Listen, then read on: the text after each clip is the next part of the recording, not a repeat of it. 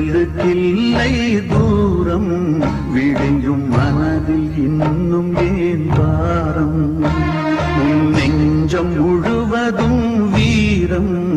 இருந்தும் கண்ணில் இன்னும் ஏன் வீரம் உரிமை இழந்தோம் உடமையும் இழந்தோம் உணர்வை இழக்கலாமா உணர்வை கொடுத்து உயிராய் வளர்த்த கனவை மறக்கலாமா